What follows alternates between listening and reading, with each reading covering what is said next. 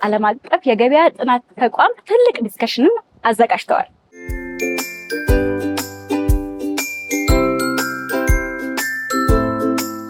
ሀሳቡ እንዴት ተጠነሰሰ? ምን ያህል ጊዜ ቆየ? የተጀመረበት ዓላማና አሁን ያለው ዓላማ የተለያየ ነው። ስራ ከሚሰራ ድርጅት ላይ አንድ ላይ በመሆን ስራ ለመስራት ነው የተዋዋልነው ዛሬ።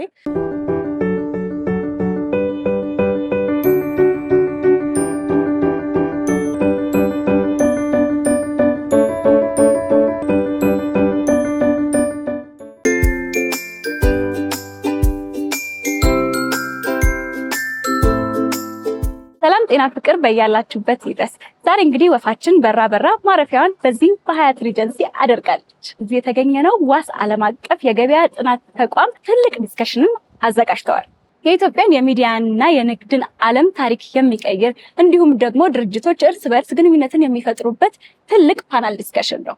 ታዲያ እኛም በወፍ በረር ቆይታችን በዚህ ፕሮግራም ላይ ተገኝተናል። ውስጥ ያለው ድባብ ምን ይመስላል፣ እነማን ተገኝተዋል የሚለውን በወፍ በረር ቆይታዬ ቀንጨብ አድርጌ የማሳያችሁ ነው የሚሆነው። ተከተሉኝ።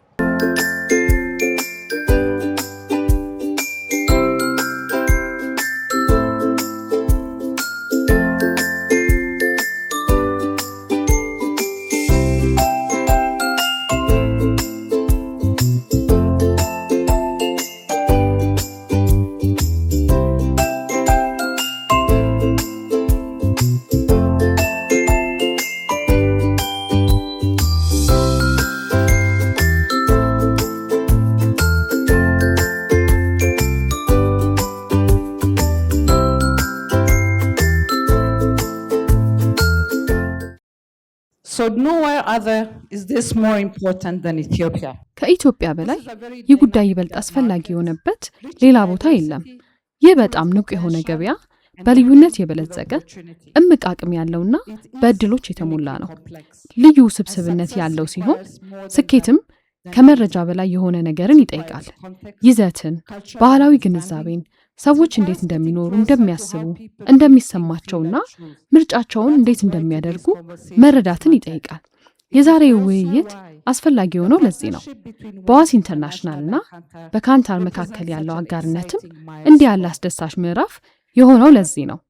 ባለፉት 45 ዓመታት ዋስ በኢትዮጵያ ግንባር ቀደም የገበያ ጥናትና ምርምር ድርጅት በመሆን የታመነ ስም ገንብቷል። ካንታር ደግሞ ዓለም አቀፍ ደረጃውን የጠበቀ ልምድ፣ ዓለም አቀፍ መለኪያና ዘመናዊ ቴክኖሎጂ ይዞ መጥቷል። እነዚህ ሁለት አጋሮች የዓለምን ምርጥ ነገሮች አንድ ላይ ያመጣሉ። ዓለም አቀፍ ብቃትን ከአካባቢያዊ ግንዛቤ ጋር። ዋስና ካንታር የኢትዮጵያ ንግዶች ከግምት ባለፈ በበለጠ በራስ መተማመን ውሳኔዎችን እንዲያስተላልፉ እያደረጉ ነው። በንግድ ተቋማት ይህንን ማለት የተሻለ የውሳኔ አሰጣጥ፣ ጠንካራ ፈጠራና ጥልቅ የሸማቾች ግንዛቤ ማለት ነው። ስለዚህ አሁን ይህንን እንድንመረምር እንዲረዱን የዋስ ኢንተርናሽናልና የካንታር አመራሮችን ወደ መድረክ እንድጋብዝ ፍቀዱልኝ። እባካችሁ በጭብጨባ ተቀበሏቸው። አመሰግናለሁ ሪታ። ሪታ እንደጠቀሰችው በገበያው ውስጥ ለ35 ዓመታት ቆይተናል። ነገር ግን ለግማሽ ያህል ጊዜ እርስ በርስ እንተዋወቃለን። ስለ ዋስ ጥቂት ነገር መናገር እፈልጋለሁ። የድርጅታችን ታሪክ የሚጀምረው ከኢትዮጵያ ኢኮኖሚ ገበያ፣ ግን ከሁሉም በላይ ኢትዮጵያ ሕዝብ ጋር በጥልቀት የተሳሰረ ነው። ኢትዮጵያውያንን በእውነት ለመረዳት መቀራረብ እንደሚያስፈልግ ሁል ጊዜ እናምናለን። ይህ ደግሞ ለእኛ መሰረታዊ ነው። እናንተ የገበያ ባለሙያዎች ስለሆናችሁ ቁጥሮችን ትረዳላችሁ ብዬ አስባለሁ። በዓመት ከ150 እስከ 200 ሺህ ለሚደርሱ ሰዎች እንናገራለን። ስለዚህ ባለፉት 10፣ 15ና 20 ዓመታት ምን ያህል ሸማቾችን እንደደረስን፣ እንደተነጋገርንና ስሜታቸውን እንደሰማን አስቡት። ይህም ያንን ግንዛቤ ለመያዝ ወደር የለሽ የአካባቢያዊ መረብ የገነባንበትን ምክንያት ያብራራል። ለኢትዮጵያ ልዩ የሆኑትን የሸማቾች ባህሪና ውሳኔዎች ለምን እንደሚደረጉ እናውቃለን። ነገር ግን እንደ ንግድ መሪዎች የነገውን ኢኮኖሚ ለማሸነፍ ጥልቅ የአካባቢ ዕውቀት ከዓለም አቀፋዊ ራዕይ ጋር ማጣመር እንዳለበት እናውቃለን። ከካንታር ጋር ያለን አጋርነት ይህንኑ ይመስላል። በአጋርነት በኩል ያለን ተልዕኮ ለንግዱ ፍጹም አዲስ የዋጋ ልኬት ማምጣት ነው። የካንታር ዓለም አቀፍ መሪ ዘዴዎችና ትንበያ ትንታኔዎች ከእኛ የ10 ዓመታት ልምድና የገበያ ዕውቀት ጋር ተደምሮ ንግዱን በጋራ ለማሸነፍ የሚያስችል መረጃ ያወጣል። ይህ ማለት ከእንግዲህ በዓለም አቀፍ ልምድ ወይም በአካባቢያዊ እውቀት መካከል ምርጫ ማድረግ አይጠበቅበትም ማለት ነው። በዋስና በካንታር አጋርነት ሁለቱንም ያገኛሉ።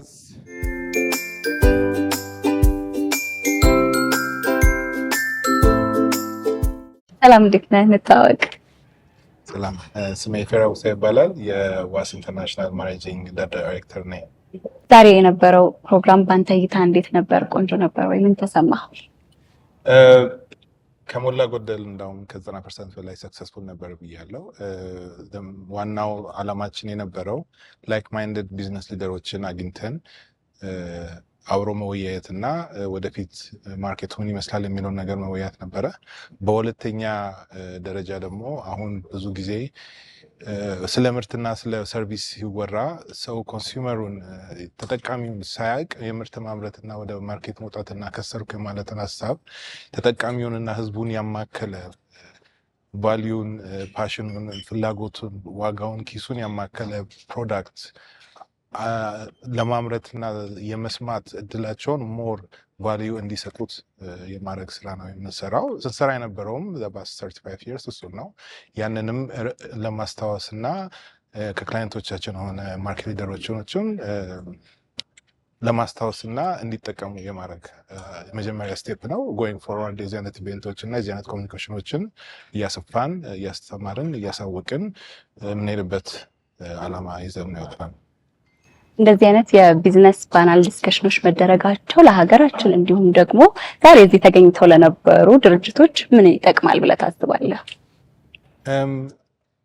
ምንድነው ግዴታ ችግር ሲመጣ ጥያቄ መጠየቅ ነው የኛ የቢዝነስ ማይንድ የነበረው። የማርኬቲንግ ስትራቴጂ የሚጠቀም ወይ ደግሞ ገበያተኛውን ህዝቡን ወይ ደግሞ ተጠቃሚውን ያማከለ ፕሮዳክት ኦር ሰርቪስ ወደ ማርኬት አይወጡም። ያ ደግሞ ከጉለት አንጻር ከድሮ ጀምሮ የማርኬት እጥረትና የፕሮዳክሽን ካፓቢሊቲ አንጻር የመጣ ነው። አሁን ግን ያ ጋፖች እየተሞሉ ሲመጣ ወደድንም ጠላንም ወደ ህዝቡን፣ ተጠቃሚውን፣ ሰርቪስ ተቀባሪውን ማማከር ግዴታ ነው። ማንም ፈለገ አልፈለገ ግድ እየሆነ ይመጣል። ስለዚህ ምርጫ አይኖርም። ሴም ጎስ እንደ አገር ስናየው ኢኮኖሚ አደግ የምንለው ወይ ደግሞ ህዝቡን ያላማከለ፣ ህዝቡን ያላስደሰሰ፣ ህዝቡን ያልሰማ ከሆነ ሊያደግ አይችልም። አገር የምታደጋቸው ህዝቡም ሊያደግ አይችልም፣ ማርኬቱም ማደግ አይችልም። እነሱ ፕሮዳክሽኑም ወይ ደግሞ ማኑፋክቸሪንጉም ሊያደግ አይችልም። ቢዝነስ ሰርቪስ ፕሮቫይደሩም አያርግም። እድገት ማለት ሁሉም እኩል የሚያርግበት፣ ሁሉም እየተማማረ የተሰማማ ኪሱን ያማከል አቅሙን፣ ፐርሴፕሽኑን፣ ቫሊዩ ኢቨን የሀገር የማንነት የኢትዮጵያዊነትን የካልቸርን ሁሉን ነገር ያማከለ ሙቭመንት ሲሆን ብቻ ነው ወደፊት የምንሄደው። ለምን ብለን አንጠይቅም። ግን ፌል ያደረጉበት ምክንያት አብዛኛው እነዚህን ህዝብንና ጠቃሚን ኮንሲደር ያደርጋል እና ዳስ ዋት ዊ ዱ በአምራችና በተጠቃሚ መካከል ያለውን ጋፕ ኢንፎርሜሽን በሚጠቀሙበት መንገድ አናላይዝ አድርገን እንዲጠቀሙ አድርገን ስንሰራ የነበርን ጉባኤ ነው። እስካሁንም ወደ ውጭ ያልወጣ ነው።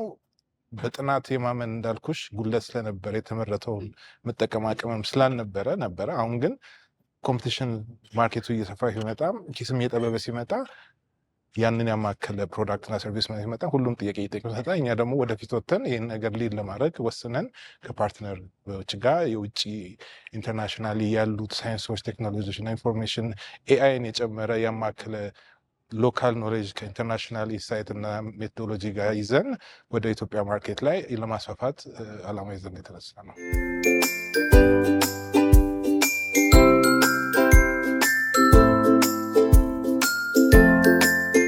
እባክዎ ራስዎን ያስተዋውቁ። ስሜ ዳንኤል ኦስማን ይባላል። በምዕራብ ምስራቅና መካከለኛው አፍሪካ የካንታር ማኔጂንግ ዳይሬክተር ነኝ። ካንታር በዓለም ላይ ትልቁ የሸማቾች መረጃና ጥናት ተቋም ነው።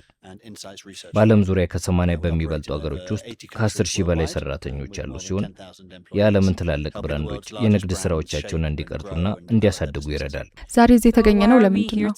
ዛሬ እዚህ የተገኘ ነው በኢትዮጵያ ግንባር ቀደም የገበያ ጥናት ድርጅት በሆነው በዋስና በዓለም መሪያ የገበያ ጥናት ድርጅት በሆነው በካንታር መካከል ላለው የረጅም ጊዜ ግንኙነት ቀጣዩን ምዕራፍ ለመጀመር ነው። ላለፉት 26 ዓመታት በተለያዩ መንገዶች አብረን ስንሰራ ቆይተናል። ነገር ግን በኢትዮጵያ ውስጥ የገበያና የጥናት ኢንዱስትሪውን ለማሳደግ ይህንን ግንኙነት በይፋ ማድረጋችን ትልቅ ዕድል እንደሆነ እናምናለን። ይህ አጋርነት ለንግድ ተቋማት ምን ትርጉም አለው? ይህ አጋርነት በካንታር የሚወክለውን እጅግ በጣም ጥሩ የሆኑ ዓለም አቀፍ የምርምር ደረጃዎችን የ50 ዓመት ልምዳችንን ከዋስ ቡድን ጋር ወደር ከሌለው የሀገር ውስጥ እውቀትና የኢትዮጵያ ልዩ ባህል ግንዛቤ ጋር ያጣምራል ብዬ አስባለሁ። በብዙ መንገዶች በሀገሪቱ ውስጥ የመረጃ ተደራሽነትን ለማመቻቸት ይረዳል ብዬ አምናለሁ። ብዙ ድርጅቶች ጥናቱ ዕድል ሊሆን ስለሚችል ንግዳቸውን ለማሳደግ የሚያስችለውን የምርምር አይነት ለማግኘት አቅም ላይኖራቸው ይችላል። ነገር ግን እንደ ዋስ ካሉ ኩባንያዎች ጋር በመተባበር ጥናቶችን ለማሳደግ ጥናቶችን ማግኘት የሚችሉ ድርጅቶችን ቁጥር ማሳደግ፣ ደንበኞቻቸውን በደንብ እንዲረዱ፣ ብራንዶቻቸውን እንዲገነቡና በአጠቃላይ የኢትዮጵያ ማህበረሰብ እንዲጠቅሙ ማድረግ እንችላለን። በምርምር ኢንዱስትሪ ውስጥ ምን አይነት ለውጦችን እንጠብቅ? እንዳልኩት ብዙ ተሳትፎ ማየት እንጀምራለን። ከዚህ ቀደም ለጥናት ወጪ ማድረግ የማይችሉ ንግዶች አሁን ይህንን ለማድረግ እድል ያገኛሉ። ካንታር ደግሞ ወደ ኋላ የሚያዩ ጥናቶች ሳይሆኑ ለወደፊት የሚያተኩሩ ዓለም አቀፍ ሞዴሎችን ያመጣል። ንግዶች ወደ ኋላ ከማየት ይልቅ ወደፊት የሚመለከቱ የትንበያ ስልቶችን እንዲገነቡ የሚያስችሉ በቴክኖሎጂ የተደገፉ ግንዛቤዎችን እናመጣለን። ይህ ለኢትዮጵያ ንግዶች አዲስ ለውጥና ለንግድ እድገታችን ትልቅ ጥራት ይዞ ይመጣል። በአጠቃላይ ስለዚህ አጋርነት ምን ይሰማዎታል? በጣም ደስተኛ ነኝ። ከዋስ ጋር ከሩብ ክፍለ ዘመን በላይ አብረን ሰርተናል። ባለፉት 10 ዓመታት ውስጥ ወደ ኢትዮጵያ 6 ጊዜ መምጣት ክብር አግኝቻለሁ። በዓለም ላይ ካሉኝ ተወዳጅ ሀገሮች አንዷ ናት። በጣም አስደናቂና ልዩ ቦታ ሆና አግኝቻታለሁ። ስለዚህ ይህ የንግድ ግንኙነቶችንና ኢኮኖሚውን ለመክፈት ከዋስ ጋር ያለንን ግንኙነት ለማጥለቅና በአጠቃላይ በሀገሪቱ ውስጥ የገበያ ጥናትና የገበያ ስትራቴጂ ጥራትን ለማሳደግ ትልቅ ዕድል ነው። ፌቨን እባላለሁ። ዋስ ኢንተርናሽናል ውስጥ እንደ ሪሰርች ዳይሬክተርነት ነው የምሰራው። ዛሬ የነበረውን ፓናል ዲስከሽን እንዴት አገኘሽው? ቆይታ ምን ይመስል ነበር? በጣም ጥሩ ነበረ። ብዙ አዳዲስ የማናውቃቸውንም ነገሮች ከዚህ በፊት ደግሞ የምናውቃቸውን ነገሮች ለየት ባለመልኩ ቀርበዋል። በጥናቱም በፕሬዘንቴሽኑ መልክም በፓነል ዲስከሽኑ መልክም ጥሩ ጥሩ የሆኑ ኢንተረስቲንግ የሆኑ ነገሮች ቀርበዋል። እንግዲህ እንደነዚህ አይነት ፕሮግራሞች መዘጋጀታቸው ለሀገራችን እንዲሁም ደግሞ ለአድቨርት ምን ጥቅምን ያመጣል ብለሽ ታስቢያለሽ? እንዲሁም ደግሞ ዛሬ ብዙ ድርጅቶች ተገኝተው ነበር እዚህ። ለእነዚህ ድርጅቶችስ ምን ጥቅም አለው ብለሽ ታስቢያለሽ? እኛ ስራችን ዋስ ኢንተርናሽናል የተለያዩ ጥናቶችን ነው የምናደርገው። የማርኬት ጥናትም የሶሻል ጥናቶችንም እንሰራለን እና ብዙ ጊዜ እኛ ሀገር አንድ ያልተለመደ ነገር ምን አለ፣ በጥናት ላይ ተሞርኩዞ የተለያዩ ስራዎችን መስራት አልተለመደም። ያው ማርኬቱም ትንሽ ክፍተት ስላለው ብዙ ነገሮች ጥናት ስፔሻሊ ከዚህ በፊት ጥናት ብዙም አያስፈልግም ነበረ። ብዙ ኮምፒቲሽን የለም፣ ተቀናቃኞች የሉም፣ ብዙ ምርቶች ስላልነበሩ። አሁን ግን ከረንትሊ እንደምናየው ነው። ዛሬ ሁሉንም ዓለም የጠራ ነው፣ የተወሰኑ የጠራ ነው፣ ግን ስቲል ብዙ ነበሩ። እንደዚህ አይነት ድርጅቶች አሁን የተለያዩ ጥናቶችን ከማርኬቱን ለማወቅ እቃቸው በደንብ እንዲሸጥላቸው ተጠቃሚ ጋር እንዲደርስላቸው ምን ያስፈልጋቸዋል የሚለውን ነገር እና ምን አይነት እርምጃዎች መውሰድ እንዳለባቸው ነው እንግዲህ የዛሬው ጥናት ያሳየን። እና ያው ጥናት ማድረግ በጣም አስፈላጊ እንደሆነ እና ምን ማድረግ እንዳለባቸው እንግዲህ ብዙ ነገር የተለያዩ ካምፓኒዎች የማርኬቲንግ ኃላፊዎች እና ቢዝነስ ሊደሮች ናቸው የመጡት አግኝተዋል ብዬ አስባለሁ።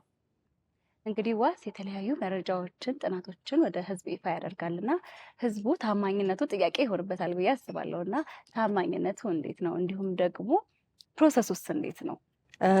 እኛ 35 ዓመት ሆኖናል እንግዲህ ኢትዮጵያ ውስጥ ስራ ስንሰራ 35 ዓመት ሙሉ ስንሰራ እንግዲህ ያዳበርነው የተለያዩ የሰው ኃይሎች አሉ። የተለያየ እውቀት ያላቸው የተለያዩ የሰው ኃይሎች አሉ። ስለተለያዩ ስለ ማርኬቱ ደግሞ ያወቅነው እውነታዎች አሉ። ታማኝነቱ ለምትዩ 35 ዓመት መቆየታችን ራሱ አንዱ ታማኝነታችን ያስታውቃል። አብዛኛዎቹ ደንበኞቻችን አብዛኛዎቹ ክላይንቶቻችን አብረውን ብዙ ዓመት ቆይቷል። 10-15 ዓመት ራሱ አብረውን የቆዩ ክላይንቶች አሉ። እሱ ታማኝነታችንን ያሳውቃል ይላል እና በዛ ተጨማሪ ደግሞ ምንድነው በተለያየ አዲስ አበባ ውስጥ ብቻ ሳይሆን የምንሰራው ኢትዮጵያ ውስጥ ሙሉ ነው። ስለዚህ የተለያዩ ከተማዎች ላይ ራሱ ከኛ ጋር የሚሰሩ በቋሚነትም ባይሆን እንደ ፓርታይምነት አብሮን የሚሰሩ ብዙ ሰራተኞች አሉ። የተለያዩ ከተማዎችንም ከአዲስ አበባ ውጭ ሪች አድርገን ኢትዮጵያን ሊወክል የሚችል መረጃዎችን ነው የምንሰበስበው።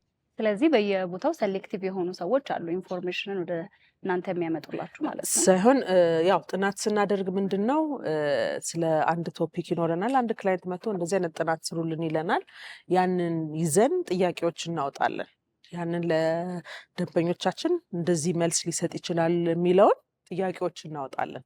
እነዛን ጥያቄዎች ይዘን እንዳልኩሽ በየቦታው ያሉት የኛ ተቀጣሪዎች አሉ። እነሱን እናሰማራለን። እነዚህን ጥያቄዎች ይዘው በየቦታው እየዞሩ የሚመለከታቸውን ሰዎች ጥያቄዎችን እየጠየቁ መልሶቻቸውን ይሰበስቡልናል። እኛ እንግዲህ ያንን መልሶች ሰብስበን ይዘን ነው መልሶቻቸውን አይተን አናላይዝ አድርገን ለክላይንቶች እንዲህ ብለዋል፣ ተጠቃሚዎቻችሁ እንዲህ ብለዋል፣ ስለዚህ እንዲህ ብታረጉ ለእናንተ ጥሩ ነው፣ እንዲህ ባታረጉ ደግሞ ይሻላችኋል የሚለውን ኮንሰልቲንግ እንሰጣለን ማለት ነው። አድቫይዝ እናደርጋለን። እንግዲህ ከቅርብ ጊዜ ወዲህ በሀገራችን ሶሻል ሚዲያ እጅግ በጣም እየተለመደ ያለ ነገር ነው። ሁሉም ሰው የራሱ ሚዲያ አለው። እናንተ ጋር የሚያመጣው ኢፌክት የለም ወይ? ጥቅም አለው ወይስ ጉዳት አለው? ወይ ጥቅም አለው። አብረን ሁላችንም ከጊዜው ጋር መጓዝ አለብን። እስከዛሬ ድረስ ያው በኢንተርኔት በዲጂታል በሆነ ነገር አልነበረም እንትን የምንለው ግን ዲጂታል ከመሆኑ ጋር አንድ በፊት በወረቀት እንጠይቅ የነበረው ነገሮች አሁን በዲቫይሶች ሆኗል። በፊት አንድ ቦታ ሄደን ቁጭ ብለን ዳታ አፕሎድ የምናደርግ የነበረው አሁን እጃችን ላይ ኢንተርኔት አለን፣ በቀላሉ አፕሎድ እናደርጋለን። የተለያዩ መረጃዎችን ለመሰብሰብ በፊት በራሳችን የምንሄድ የነበረውን አሁን በኢንተርኔት በኩል ማግኘት እንችላለን። ኢቭን ከክላይንቶቻችን ጋር ስናወራ ኮሚኒኬት ስናደርግ በፊት ፊት ለፊት ተገናኝተን የምናደርጋቸውን ስብሰባዎች አሁን በኢንተርኔት አድርገናል። በጣም ብዙ ለውጦች አምጥቷል። ለወደፊት ደግሞ አብረን ለመጓዝ ከቴክኖሎጂ ጋር አብሮ ለመጓዝ እኛም ዳታ አሰባሰባችንንም ሆነ ዳታችንን የምናይበትን መንገድ በቴክኖሎጂ የተደገፈ እናደርገዋለን። ዋና አሁን ምክንያት ራሱ ዛሬ ዝግጅታችን የነበረው ከካንታር ከሚባል ብዙ መልቲናሽናል ከሆነ ብዙ ሀገሮች ላይ ቢሮ ካለው የጥናት ድርጅት ጋር አንድ ላይ ለመስራት ነው የተፈራረም ነው። ስለዚህ እነሱ እንደዚህ አይነት ብዙ ቦታ በመስራትና ብዙ ዓመት በመስራት የተለያዩ ቴክኖሎጂዎችን በመጠቀም እንትን አላቸው፣ ጥሩ ኤክስፒሪየንስ አላቸው። ስለዚህ እነሱ ያንን ኤክስፒሪየንስ እኛ ጋር ይዘው መጥተው ከኛ ደግሞ እዚሁ መሬት ላይ ካለን ስለ ሀገሪቷ ስለ ማርኬት እውቀት አንድ ላይ አድርገን አንድ ላይ ለመስራት ነው። ስለዚህ ይሄ ቴክኖሎጂው እኛም ወደዛ ወደ እነሱ እየሄድን ነው፣ ወደ ቴክኖሎጂው እየሄድን ነው። ቴክኖሎጂ ጋር ሳንገባና ከቴክኖሎጂ ጋር ካልሄድን ደግሞ ወደኋላ እንቀራለን። ስለነበረን ቆይታ እጅግ አድርጌ አመሰግናለሁ። እንግዲህ ተመልካቾቻችን ዋስ ባዘጋጀው ፓናል ዲስከሽን ላይ ተገኝተን ወደ እናንተ ያቀረብነው ወፍ በረር ቆይታችን ይህንን ይመስል ነበር። ሳምንት በሌላ ወፍ በረር በሌላ ይዘት እስክንገናኝ ድረስ መልካም ሳምንት።